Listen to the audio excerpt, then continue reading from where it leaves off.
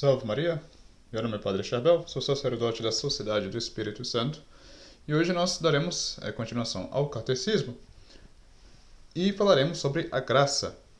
O que é a graça?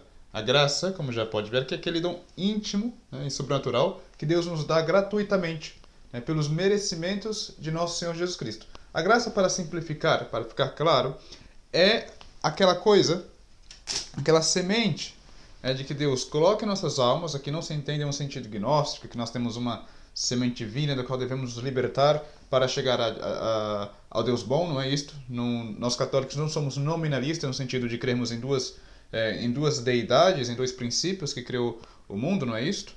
Isto não existe, isto é ciência gnóstica, nós estamos longe disso, mas a graça é aquela, de fato, é aquela plantação, aquela semente que nosso Senhor coloca nossas almas através do Espírito Santo, que é Deus, e nos faz crescer na vida sobrenatural. Então, cada vez mais que nós cooperamos com a graça de Deus, nós vamos crescendo, vamos descobrindo a vida sobrenatural aqui mesmo na Terra, para que possamos alcançar a Deus no céu. Aquela divina união, que nós todos aspiramos a chegar um dia.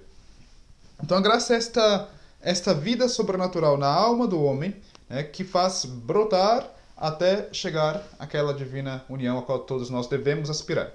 Ok? Para começarmos a aula, vamos iniciar invocando o nome da Santíssima Trindade. Em nome do Pai, e do Filho, e do Espírito Santo. Amém. Ó Virgem gloriosa e bendita, dai-nos fé, pureza e bravura. Ave Maria Puríssima, sem pecado concebida. Pelo sinal da Santa Cruz, livrai-nos Deus Nosso Senhor dos nossos inimigos. Em nome do Pai, e do Filho, e do Espírito Santo. Amém. Pois bem, então, por graça divina, nós estamos falando desta vida sobrenatural do homem. E por que, como eu estava dizendo, é tão importante? Porque é a essência, é o mais importante, digamos assim, na vida católica. Então nós podemos falar muito sobre teologia, podemos falar muito sobre filosofia, discutirmos história da igreja e sermos muito cultos, e sermos de fato pessoas importantes no nosso meio eclesiástico, mas se nós não tivermos a graça de Deus em nossa alma, tudo isso é em vão, tudo isso é vaidade, tudo isso não nos servirá. Por quê? Porque o católico ele deve buscar essencialmente, ou seja, de forma mais importante, esta vida sobrenatural da graça. Então hoje nós, por vivermos numa sociedade, digamos, de mentalidade não mais católica, como anteriormente, até 1960, mesmo até 1960, digamos assim, a sociedade já estava em um progresso bastante subversivo contra o pensamento católico. Então, enfim, por estarmos vivendo neste ambiente subversivo, nós perdemos o sentido da graça de Deus. Mesmo nós que estamos dentro de grupos católicos, que estamos vivendo na igreja, nós muitas vezes vivemos como se Deus não existisse na prática. Sabemos da existência de um Deus, ali uma ideia de Deus, sabemos da existência da igreja católica, teoricamente, mas na prática, aquela vida espiritual, aquela vida que eu estou batalhando a cada dia para poder vencer os meus vícios, para poder amar a meu Senhor, e ao meu próximo, nós esquecemos. Então, o resultado disto, a consequência disto, seria justamente o que nós vemos. Tantas divisões, tantas calúnias, enfim. Por quê? Porque quando nós fazemos calúnias, quando nós fazemos difamações ao próximo, ou mesmo falamos mal de Deus no seguinte sentido. Nós temos uma ideia, digamos, abstrata de Deus, e nós aplicamos esta ideia que não corresponde à realidade ao escândalo do próximo. Então, quando nós estamos falando, por exemplo, que Deus é mau, ou que você vai se condenar, que aquele outro grupo vai se condenar, enfim. Quando nós estamos caluniando a Deus, nós também estamos cometendo um pecado contra a caridade, um pecado contra a graça de Deus. Porque como nós podemos continuar sendo amigos de Deus ou vivendo na vida de Deus, na graça de Deus, tendo esta vida espiritual fora de si, eu mesmo estou caluniando ao meu Senhor, ao meu Criador, que criou todas as pessoas, todas as almas, todas as coisas, para que todas essas pessoas, por mais, digamos, pecadores que eles sejam, possam alcançar a Deus através da conversão. Então, quando nós estamos escandalizando o próximo, falando mal de Deus e caluniando ao próprio Deus, nós certamente não estamos trabalhando de acordo com a vida da graça. Ou pelo menos não deixamos esta plantinha florescer. Né? Tem que deixar a planta da graça, essa semente que está em nossa alma, crescer e florescer. Então, somente aí é que nós entenderemos. Por isso que Isaías diz, sempre eu gosto de citar o profeta Isaías, se não credes, não entendereis. Né? Então, há muitas justificativas? Não, porque estamos na sociedade moderna, por exemplo, ao que se refere ao desenvolvimento da vida da graça na vida do homem, né? Eu já vi isso muitas vezes. Não, porque nós estamos na sociedade moderna e hoje em dia não há pessoas mais que possam viver sem pecado, ou sem pecado mortal, pelo menos durante a cada tempo, etc. Isso eu vi de pessoas, digamos, não citarei nomes, evidentemente, mas de pessoas que são importantes na teologia, etc. Né? Isso me pareceu estranho, porque é como se Deus desse as graças, né? Desse as graças suficientes para aquelas pessoas antigas viverem uma vida cristã realmente, e hoje em dia ele não nos dá mais, mas isso é contraditório. Né? Isso é contraditório. Se não fosse contraditório, não estaria ali os mandamentos. Né? E os mandamentos estão feitos para seguir estritamente. São mandamentos, não são pedidos. Né? Então, não impeçam a vida da graça, não impeçam que esta semente pequena que Deus planta, né, quando nós recebemos o batismo, primeiramente, e logo se tivermos a desgraça de cometermos um pecado mortal, quando nós vamos à confissão, nos arrependemos de nossos pecados, nos confessamos sinceramente, a dizer, sem esconder pecado algum do Padre, e então nós temos que deixar cultivar esta semente, não? Com a prática das virtudes, com a prática, sobretudo, do amor a Deus e ao próximo. E lembre-se que o amor ao próximo não é um amor sentimental, um amor que, não, vou amar o próximo e vou fazer coisas erradas, vamos beber e fazer tudo de mal. Não, isto não é amor. Isto é qualquer coisa, mas não é amor. Então, amor, quando se diz amor ao próximo, se entende aquele amor caridade, né? Amor ao próximo, lembre-se que nosso Senhor disse, amarás o Senhor teu Deus de todo o coração e ao próximo como a ti mesmo. Então, quando nós estamos amando a Deus de todo o coração, nós temos a caridade. E quando nós estamos amando a Deus de todo o coração, eu estou amando-me a mim, né, por causa de Deus, porque quero chegar a Deus. Logo, esse amor que eu tenho ao próximo, que é um amor como a mim mesmo, é o amor por causa de Deus. A causa é Deus, né? E o motivo e a finalidade também é Deus. Então, eu amo o próximo para que o próximo chegue a Deus. Não sei se está claro, eu penso que esteja claro. Mas este é o amor ao próximo. Quando o amor se diz amor sensualista, isto não é amor, isto é outra coisa. Mas o amor que se diz é o amor caridade, o amor ao próximo é este amor que move todas as coisas. Pois bem, então para que a graça, para que a vida espiritual comece a aumentar e comece a florescer na nossa vida, e não sairmos caluniando uns aos outros, é necessário primeiro amar a Deus, evidentemente, e isso nós conseguimos através dos sacramentos, principalmente através do batismo e através da confissão, quando nós temos a desgraça de cometer pecados mortais, ou mesmo até a confissão quando cometemos certos pecados veniais, você pode ir à confissão, né? Que é aquela confissão por devoção, até porque nós necessitamos como limpar a casa quando está suja, mesmo de poeira, porque senão fica aquela coisa, né? Fica estranho. Mas agora, para renovar a casa, que seria o pecado mortal, é de fato necessária a confissão. A não ser que eu não tenho um padre por perto, eu posso fazer um ato de contrição. Sempre se pode fazer o ato de contrição, se está quando se faz o ato de contrição por amor a Deus, né, já se entra em estado de graça se for por amor a Deus e com a intenção de se confessar na primeira oportunidade. Então, nestas condições, se pode fazer o ato de contrição, que é um ato de amor a Deus, o arrependimento daqueles pecados, para que a vida da graça comece de novo a recorrer em sua alma.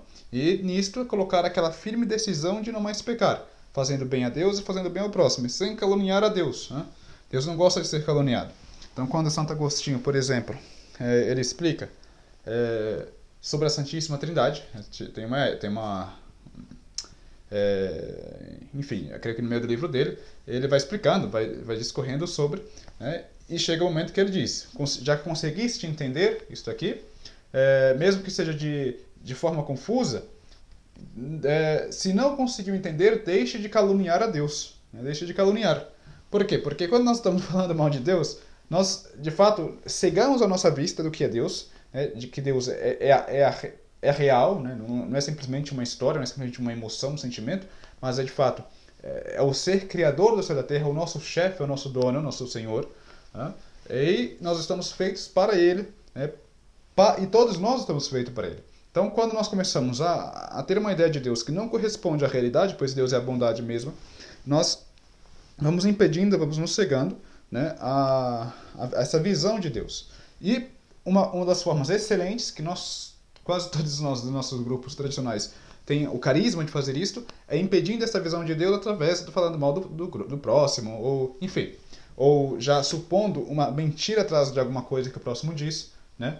Mesmo entre os nossos grupos tem muito isso, não, ele falou isso, mas é mentira, ou ele, enfim, ele tem má intenção. Sempre nós temos uma tendência de ver o mal no próximo, mas quando nós estamos vendo o mal no próximo, nós estamos vendo o mal em Deus. Por quê? Porque o próximo, ele possui uma característica, um atributo, da qual Deus mesmo nos impõe, que é um atributo divino, que é a liberdade, né, e que é a vida da graça. Então, se esse próximo tem a vida da graça, é um justo, ou seja, está justificado pela vida da graça, e nós estamos caluniando, estamos como atingindo uma participação do ser de Deus. Né? Não que o próximo seja Deus, nós não somos Deus. Deus, ele é o ser criador de todas as coisas, do céu e da terra. Este é Deus. Mas nós temos uma participação, né, na medida em que nós participamos mais da vida da graça no ser de Deus. Então, quando nós dizemos que nós teremos a visão no céu, é que nós teremos aquela participação plena na medida de nossas capacidades do ser de Deus. Pois bem, então, a graça, né, se entende de todo dom íntimo e sobrenatural que Deus nos dá gratuitamente em atenção aos merecimentos de Cristo para a nossa salvação eterna. Então, primeiro, é um dom. É algo que se dê, é algo que se dá. Não é algo que eu tenho direito. Nós não temos direito a nada nessa vida. A não ser porque Nosso Senhor mesmo colocou assim, o fez desta ordem. Então, nesse sentido, sim, nós podemos dizer que temos direito. Mas não no sentido de eu poder exigir porque sim. Não é isto. Então, é um dom. Deus, ele dá a quem quer. É um dom íntimo, ou seja, na alma, e ele é sobrenatural, que Deus nos dá gratuitamente, como já disse, que é um dom, em atenção aos merecimentos de Cristo. Então, Cristo, que é Deus, morreu na cruz para que nós católicos, para que nós cristãos, aliás, para que todas as pessoas, participando da vida católica, da vida cristã, pudessem ganhar os merecimentos, não nosso mesmo, mas dele, do seu sangue, né, para que nós pudéssemos chegar à nossa salvação eterna. Então, a graça é isto, né? E não podemos esquecer desse aspecto tão importante da vida católica, que é a vida da graça. Então, a graça atual, são dois tipos de graça que nós falaremos hoje. Tem a graça atual e a graça santificante. A graça atual é aquela graça auxiliar que nos ajuda a alcançar a vida eterna. Então, por exemplo, vamos supor que temos uma família católica, e a família católica, toda a família vive em graça, estão todos muito bem, digamos assim, trabalhando na graça de Deus, praticando as virtudes, fazendo o seu melhor para viver na graça de Deus. E Nosso Senhor, às vezes, ele manda certas oportunidades para essas pessoas, como, não sei, um bom trabalho para que se tenha o sustento da família, ou manda certas práticas das virtudes, né, dá mais força ao praticar as virtudes para que se encontre certos trabalhos, enfim. São aquelas graças que nos auxiliam, né, que não é a graça santificante que nos santifica, mas a graça que auxilia a graça santificante, né, auxilia aquela vida de Deus, a vida com Deus. Então, muitas vezes, Nosso Senhor ele nos mima, né, com certas graças auxiliares, graças atuais, para que se faça o correto naquele momento. Né? Então, seria mais ou menos isto. Seria aquela graça de ter os meios para chegar ao fim. Aquela graça, de fato, agora que estou recebendo. Mas ela é transitória. Né? Então, são aquelas graças que elas vêm, elas vão, depois vêm de um modo distinto, depois muda de novo. Então, porque Deus é infinito, ele pode fazer de infinitas maneiras. E logo a graça santificante, né, que é a graça de justificação, também chamado permanente. A graça atual, ela tem diversas denominações, podemos chamar assim. Mas atual porque é dada em cada ato. E diz-se que é um dom transitório, momentâneo, porque é uma operação passageira do Espírito Santo na alma. Chama-se graça auxiliar porque auxilia a execução de boas obras sobrenaturais, enquanto que a graça santificante é um dom permanente na alma que a torna justa e santa aos olhos de Deus. Então aqui é aquela graça, né, que nós já falamos para simplesmente auxiliar a permanência da graça santificante. A graça santificante é aquela graça que nos faz justos diante de Deus. Isso quer dizer, é aquela graça da qual me deixa em estado de graça, né? E assim eu posso receber os sacramentos dos vivos, eu posso ter uma vida mais íntima com Deus, à medida do qual vou conservando esta vida, esta graça vai aumentando, de acordo com que eu faço obras meritórias, mas essas obras meritórias, né, que nós fazemos já são uma operação da graça transitória, da graça atual. Então nós temos essas duas graças. Esta graça aqui é aquela importante para se salvar. Sem esta graça não se salva. Mesmo que seja aquele último momento, aquele pecador, né, que esteja vivendo muitos anos em sua vida de pecado, ele precisa desta graça, da graça santificante, para salvar. Ele pode salvar, Nosso Senhor, ele pode dar graça a quem ele quer. Claro, sempre isso exige um ato da vontade do homem, um ato da vontade humana. Então ele vai e se arrepende, né, dos seus pecados e ama a Deus. Então ele pode se salvar. Então esta graça aqui é aquela graça essencial para a salvação, né? Mas é a graça que nos torna de fato justos nos olhos de Deus. Se nós lemos as epístolas de São Paulo, era muito normal chamar os outros cristãos de santos, né? Então me dirige aos santos da igreja de Coríntios, né? Por quê? Porque quando nós estamos com a graça santificante, nós estamos na vida de graça, na vida de santificação, na vida de justificação. Então é normal chamar os santos, as pessoas, os cristãos, e era normal nos primeiros séculos, de santos. Por isso nós chamamos também as almas do purgatório de santas almas do purgatório, porque elas estão em estado de graça, já estão salvas, mesmo que elas estejam sofrendo horrores indizíveis, elas são santas, porque já estão garantidas ali a sua salvação. Então o justo também, enquanto está, ou se supõe estar, em estado de graça, né, na graça santificante, também já se pode como tender de forma confiante para a sua salvação, né? Então é diferente daquela pessoa que não se justifica, ou seja, que não busca a graça de Deus e ela quer se salvar. Então isso aí, ela pensa que vai se salvar. Então isso aí é o que chama-se a presunção, né? Então o justo, quando ele tende, aquela pessoa que vive em estado de graça, está buscando a estado de graça, tende com confiança a salvação, ele não está sendo presunçoso, ele está colocando os meios para poder chegar ao fim. Mas claro, sempre tem que ter aquela desconfiança, porque nós vemos que nós não estamos na visão, não estamos vendo ali a alma, está dizendo ali uma coisinha.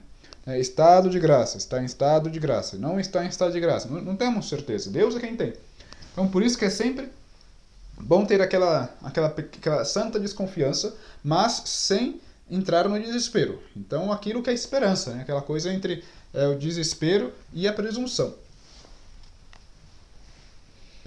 Então, a graça atual, ela ilumina a nossa inteligência para conhecer o bem ou o mal e move a nossa vontade para praticá-lo ou evitá-lo, né? A graça atual nos é necessária porque sem ela não podemos nem principiar, nem continuar, nem concluir coisa alguma para a nossa eterna salvação, né? Então Deus é o que realiza em vós o querer e o executar, diz nas Sagradas Escrituras. Então se divide a graça atual em graça antecedente, graça concomitante e graça consequente. Para a graça atual tem todo um debate durante séculos, né, entre jesuítas e dominicanos, né, da qual uns usam certos termos para a graça atual, outros usam outros termos, mas a igreja ela sempre aceita estas opiniões, porque já são uma explicação do dogma, né? Então, nós falaremos aqui rapidamente da graça antecedente, da graça concomitante e da graça consequente. Então, a graça antecedente é aquela graça da qual nós dizemos que, mesmo o homem estando em estado de pecado, por exemplo, ou um justo, por exemplo, querendo agir, ele recebe uma graça, uma inspiração de Deus, por exemplo, para a conversão. Então, esta é a graça consequente. Muitas pessoas recebem esta graça, né, que tem a graça antecedente, justamente para que se possa converter. Então, as pessoas normalmente recebem mais facilmente essa graça antecedente. Então, ali falta apenas uma cooperação, né, do amor divino para que comece a conversão, para que comece a minha caminhada. Aquela graça concomitante é a graça da qual já é a cooperação com a graça antecedente, né? Então, Deus me chamou à conversão e eu tive já aquela vontade de me converter e eu vou me converter. Aquele momento, daquela vontade de se converter, por exemplo, podemos chamar de graça concomitante. Lembre-se que existe toda uma debate sobre a terminologia, né? Então, eu estou explicando aqui de forma para simplificar, ok? Então, aquela graça concomitante é aquela graça que eu já respondi. Acabei de responder a graça de Nosso Senhor para a minha conversão. E logo vem a graça consequente, que é a graça já que está operando já no tempo da minha conversão. Vou, me confesso, já estou ali. Então, esta é a graça consequente. Logo, estas 3 graças fazem parte da graça atual, ok? Então, lembre-se, tem a graça antecedente, a graça concomitante porque anda junto com a cooperação, né? Concomitante, está cooperando ali com a graça de Deus. E a graça consequente, que é aquela graça que vem depois, né? Que já é a consequência das 2 graças anteriores, ok? Mas tudo isso estamos falando da graça atual, que é uma só graça. Então que fique claro. Por exemplo, Deus ele usa muito da graça antecedente, né, nas pessoas. E nas pessoas que são mais pecadoras, né, nas pessoas não, porque quando nós falamos de graça, nós estamos falando que é algo gratuito, né, graça de graça, não é pago. Não é que eu estou pagando ali e Deus me dá, não é isso. É uma moção, algo que se move, Deus faz a pessoa mover para ele. Então nós vemos a história de Santo Agostinho, quando se lê o livro das Confissões, quando ele encontra ali o objetivo da vida dele. Então ele dá uma resposta àquela graça antecedente, né? E ele coopera já ali com a graça de Deus. Então ele coopera com a graça de Deus, ele ama a Deus, tem um ato de amor a Deus, porque normalmente é assim que se coopera com a graça, com um ato de amor. De repente eu começo a amar a Deus, por quê? Porque comecei a responder aquele dom gratuito de Deus, é Deus mesmo quem chama, né? Deus ele chama. Se nós nos convertemos não é por nossos méritos, digamos, mas pelos méritos de Cristo, né? E pelos méritos mesmo por ação do Espírito Santo, né? Que nos move a conversão para que possamos amar a Deus. Então, quando Santo Agostinho ele encontra ali já no tempo da conversão, ele fica impressionado, né? E diz, ó verdade tão antiga, ó beleza tão nova, né? Quando nós encontramos a Deus, nós sabemos da verdade de Deus, e já sabíamos, mas ignoramos, então fica aquela graça antecedente, querendo operar, mas nós fechamos. E quando nós cooperamos com aquela graça de Deus, nós achamos aquela coisa maravilhosa, hermosa, como se diz em espanhol, né? Bela. Então é por isso que ele diz, ó verdade tão antiga, porque ele já sabia que aquilo era verdade, e ele sabia que Cristo é tão antigo quanto a verdade, porque Cristo é a própria verdade, né? Mas contemplar aquela verdade, aquela cooperação com a graça, aquela conversão, é uma beleza, né? Então nós achamos belo aquilo que nós estamos contemplando. Antes para ele não era belo, antes para ele era qualquer coisa, era simplesmente uma ignorância sobre a vida de Cristo, uma certa indiferença, né? Mas quando ele encontrou e quando ele achou aquilo belo, ou aquilo de uma forma da qual ele nunca tinha contemplado, ele exprime, né? De amor a Deus, que verdade tão antiga, que beleza tão nova, né? Então, quando nós encontramos esta beleza, né, esta beleza de Deus, nós estamos realmente já operando pela graça, né? E já é a graça que opera. Não é um ato natural do homem. Todo ato, né, que nós fazemos para o amor de Deus é um ato sobrenatural. Todo ato que é meritório para o céu é um ato sobrenatural. Do mesmo modo que o homem não pode, andando sobre a terra, chegar ao céu andando naturalmente, né, o homem tampouco pode fazer atos meritórios para Deus sem a graça de Deus, né? Seria como eu querer chegar ao céu apenas andando sobre a terra. Não dá. Okay? Então a mesma coisa acontece com a vida sobrenatural. Então todos os méritos que nós temos para a vida sobrenatural são méritos de Deus. É o sangue de nosso Senhor Jesus Cristo derramado na cruz agindo em nossa vida, né, pela ação do Espírito Santo. Pois bem, porque a graça atual nos é indispensável para tudo e conduz à salvação. A graça atual nos é indispensável para tudo e conduz à salvação, porque nossa bem-aventurança é um bem sobrenatural. E por conseguinte, só se pode conseguir por forças sobrenaturais, isto é, pela graça, como já havia dito. Então, Deus, ele concede a graça a todos os homens. Né? Não há homem que não consiga pelo menos a graça suficiente. Então, lá em 1 Timóteo, capítulo 2, versículo 4, diz o seguinte: Deus quer que se salvem todos os homens e que cheguem ao conhecimento da verdade. Então, ele não quer a morte do pecador, mas que o pecador se converta e viva. É isso que Deus quer. Deus, ele quer a salvação nossa, mais mesmo do que nós queremos. Então, nós vemos, por exemplo, o purgatório. O purgatório é um ato grandíssimo da misericórdia de Deus para livrar aquela alma do fogo do inferno. Mas que o fogo do inferno é eterno. Porque, enfim, se não houvesse purgatório, certamente iríamos para o inferno por não podermos alcançar aquela pureza de Deus. Mas Deus, querendo salvar as pessoas, né, querendo salvar os seus filhos, ele faz ali o purgatório para que, como no fogo do inferno, a alma do purgatório sofre tão intensamente como no inferno, sem os tormentos, entretanto, e tendo a esperança em Deus, né, eles possam alcançar ali a Deus. Mas o normal não é ver purgatório. Lembre-se, o purgatório é aquele estado da alma da qual ele está sofrendo intensamente, tão intensamente. Imagine vocês colocar fogo em vocês mesmos e ficar aqui sofrendo neste fogo, sem poder morrer. É este um sofrimento e até mais intenso, né, que a alma do purgatório tem. Então, logo, não é uma coisa a se desejar o purgatório. Nós devemos trabalhar para que possamos alcançar o nível de virtude mais alto aqui na Terra, para que não passamos tanto tempo no purgatório. Lembre-se que no outro mundo não existe tempo como nós conhecemos, existe intensidade. Mas é difícil compreender porque nós não estamos lá. Okay? Então, quanto mais se peca, e se tivermos a graça de ser salvos de nossa morte, se formos ao purgatório, teremos um sofrimento indizível.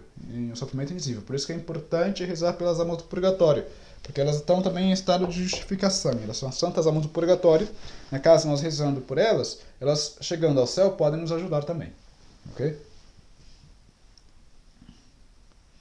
Então, para alcançar a vida da graça, como eu disse, é importante praticar as virtudes. Deus não permite que nós sejamos tentados mais de nossas forças. Então, se tem qualquer tentação que venha, né, Deus, se eu estou em estado de graça, com a graça santificante, Deus, através da graça atual, nos dá aquela graça necessária para resistir.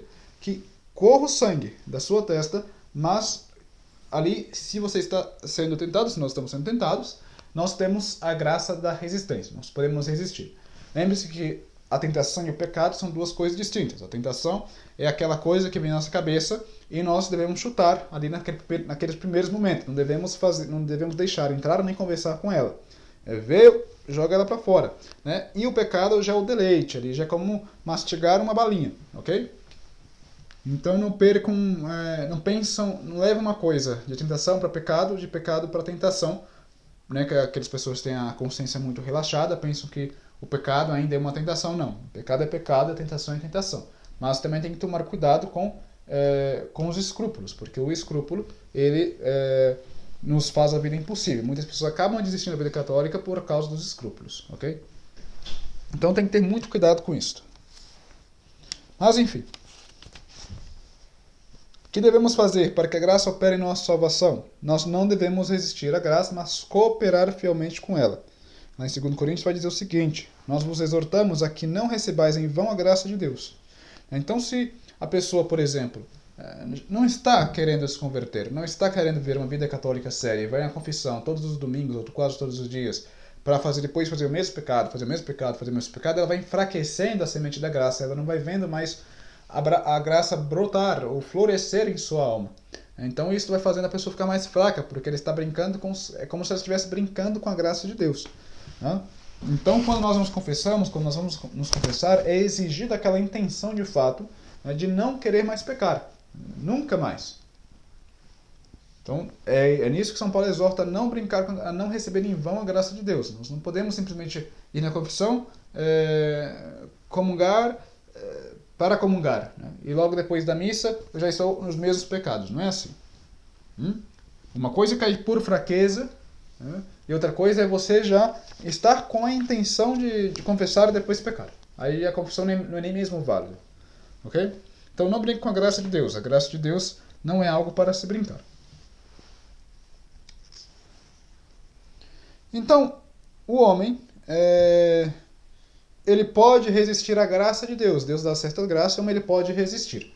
Então muitas pessoas resistem à graça de Deus, às vezes sentem uma vontade de ir para a igreja, ou rezar, alguma coisa assim, mas vem a preguiça, ou vem o desânimo, ou vem o respeito humano, ou seja, não quero ficar de mal com meus amigos, eu vou acabar com o meu grupo, vou acabar com o meu meio social.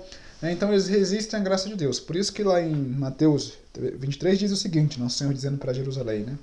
O Jerusalém, Jerusalém, quantas vezes quis eu juntar teus filhos como a galinha recolhe debaixo das asas os seus pintinhos, e tu não quisestes. Então o homem ele pode resistir à graça de Deus, não o façamos. Né? Quando sentimos aquela moção, aquele movimento, né, de cooperarmos com a graça de Deus, façamo-lo. Façamo-lo. Então não se resista à graça de Deus.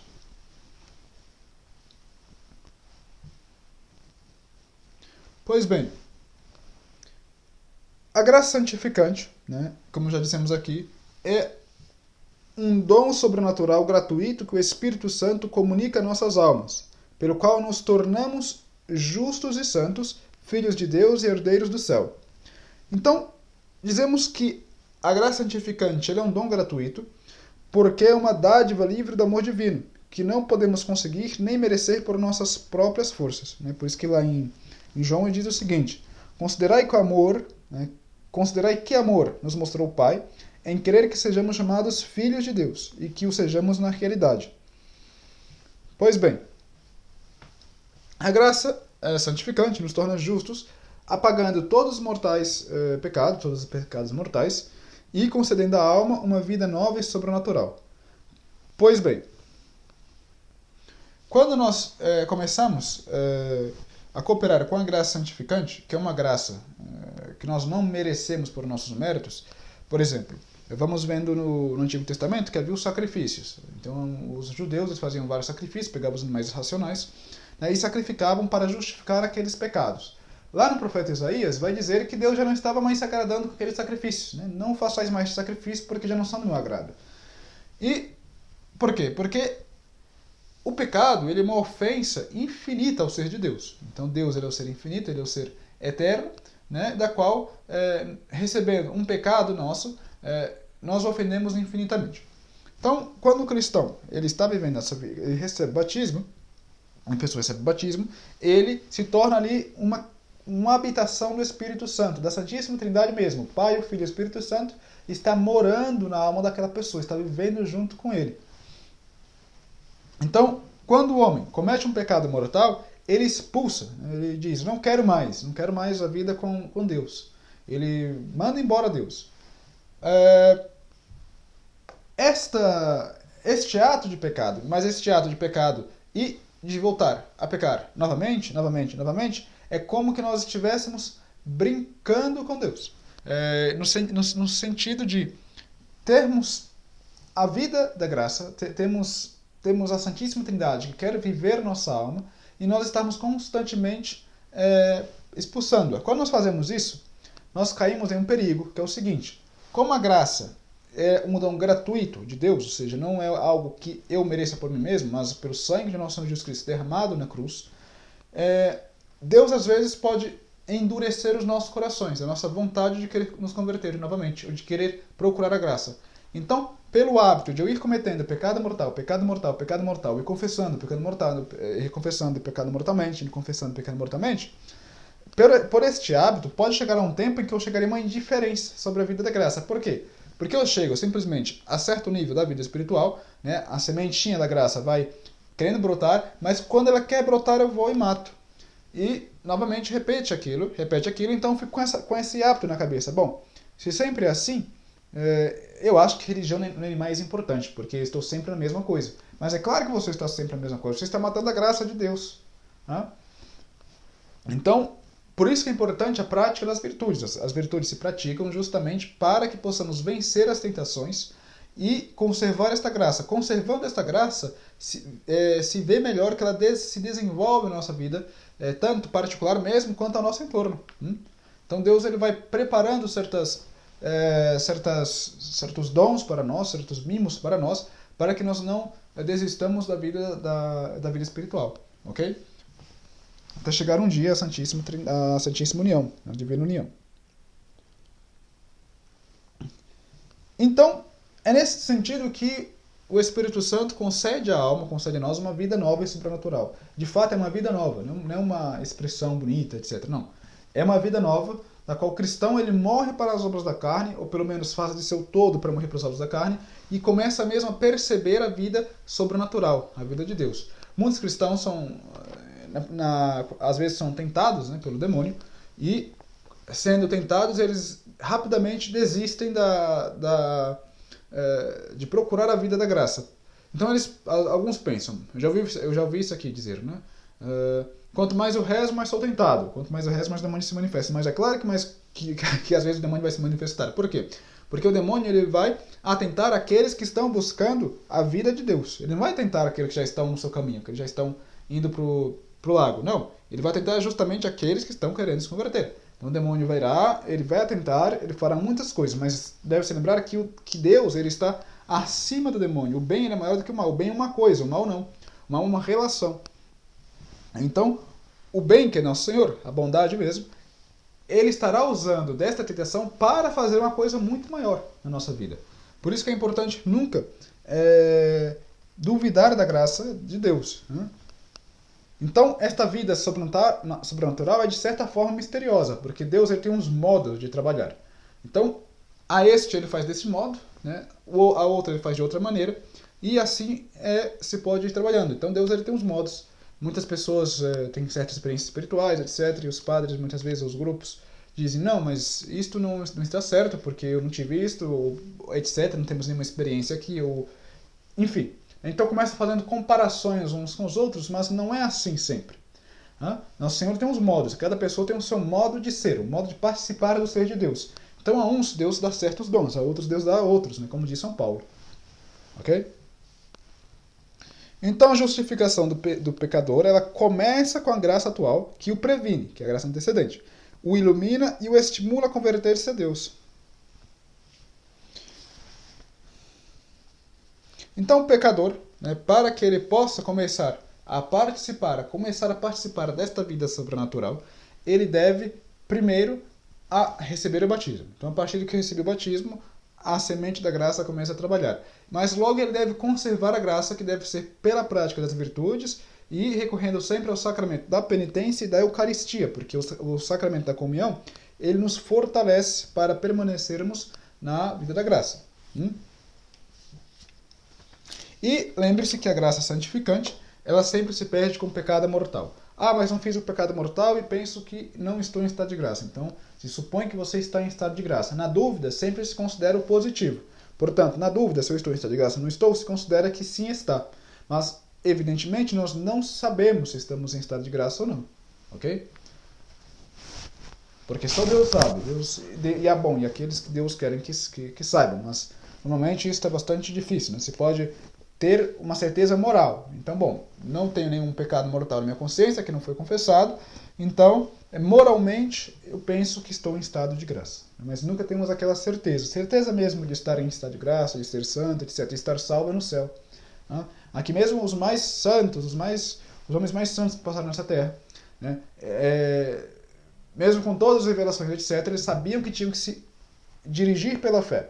Então eles nunca presumiam alguma coisa. Mesmo que ele tivesse certos sinais, certos avisos, enfim, de Deus, nosso Senhor, eles sabiam que se devia manter pela fé e nunca presumiam, nunca confiavam em suas próprias forças, mas nas forças de Deus, mas no ser de Deus, na vida de Deus, ok? Então nesta vida nós de fato não sabemos se estamos em estado de graça ou estamos, se vamos ser salvos ou não vamos.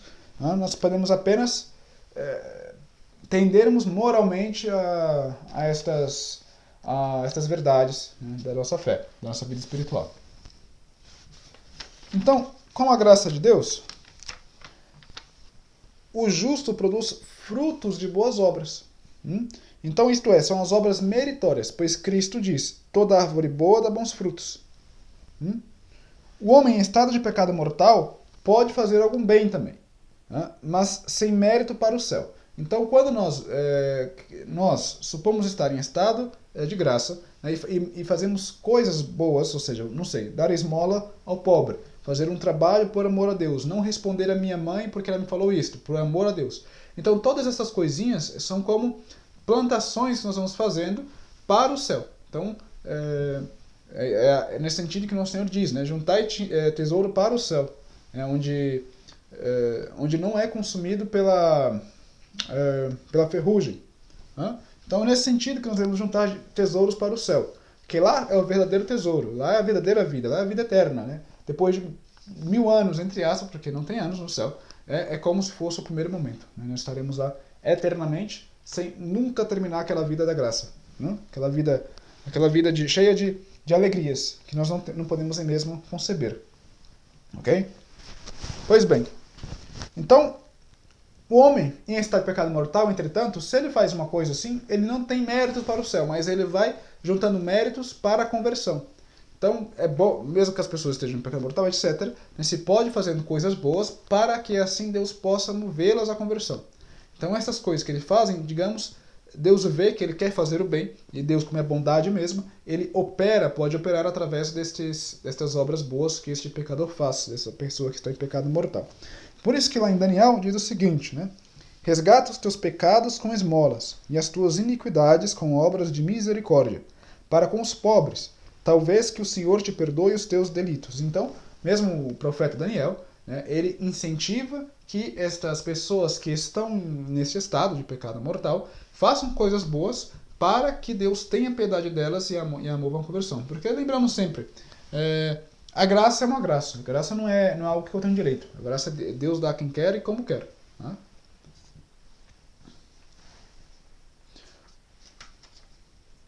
Pois bem, então, pelas obras feitas, né, de boa vontade, com o estado de graça, nós merecemos, primeiro, o aumento da graça santificante. Então, vamos supor que estou em estado de graça, vou lá dou esmola ao mendigo. Né? Eu estando em estado de graça, dando esmola ao mendigo por amor a Deus, ou por amor ao mendigo para que ele ama a Deus, etc., ou para fazer obra de caridade, porque é um motivo, ou é a razão em que a religião me manda fazer, por qualquer razão que seja da religião, religioso, né, eu estou aumentando o estado de graça, né, estou frutificando o estado de graça. E, ademais, aumenta a eterna felicidade. No céu nós teremos certas luzes, o que chamamos de luz da glória. Então, nós vamos ver, por exemplo, os santos, se Deus quiser, os santos como aquela luz enorme da glória. Por quê? Porque eles fizeram mais obras meritórias. E vamos ver outras pessoas com a luz da glória menos gloriosa que outros. Mas todos nós estaremos todos felizes, contentes com a nossa luz da glória, porque no céu não haverá inveja, não haverá nada de algo que possa me fazer triste. Então nós olharemos os santos com aquela luz da glória enorme e nós os admiraremos. É isso que vamos ter. É como admirar o nosso, nosso ídolo. Né? Pessoas têm certos ídolos que não é bom ter. O nosso ídolo deve ser nosso Senhor Jesus Cristo, mas enfim. Então é como se estivesse admirando estas pessoas que nós admiramos, que nós queremos admirar. Okay? Então, nós fazendo estas obras de caridade, essas coisas boas, estando em estado de graça, nós estaremos aumentando esta felicidade do céu, essa luz da glória. Então, a todo o que tem, dar-se-lhe-á e terá em abundância. Né? Cada um receberá a sua recompensa segundo o seu trabalho. Então, se um trabalhou mais no reino de Deus, ele vai receber mais recompensas. Se o outro trabalhou menos, vai receber menos recompensas. Né? Ambos receberão, mas cada um com a sua justeza. Então, de onde provém as boas obras e o mérito? Então, as boas obras recebem o seu valor dos méritos infinitos de Cristo, de quem somos membros vivos pela graça santificante. Então, nós somos membros do corpo místico de Cristo, que é a igreja. Então, com a graça santificante, nós estamos intimamente unidos ao corpo místico de Cristo. E toda obra boa que eu faço em estado de graça, estando neste membro, né, estando neste corpo místico, aliás, que é a igreja, eu estou cooperando não somente com meus bons méritos, mas para todo o corpo. Né? É mais ou menos quando eu tenho uma dor no dedo do pé, né, eu sinto a dor em todo o corpo, eu estou sentindo. Né? Se eu tenho um dedo no dedo, uma dor no dedo, eu sei que estou com dor. Né? E todo o corpo sente, ele sabe disso. Né? Então, mais ou menos isso. Se fazemos coisas boas, né, para o corpo místico, todo o corpo, né, aproveita. Se fazemos coisas más, todo o corpo se prejudica.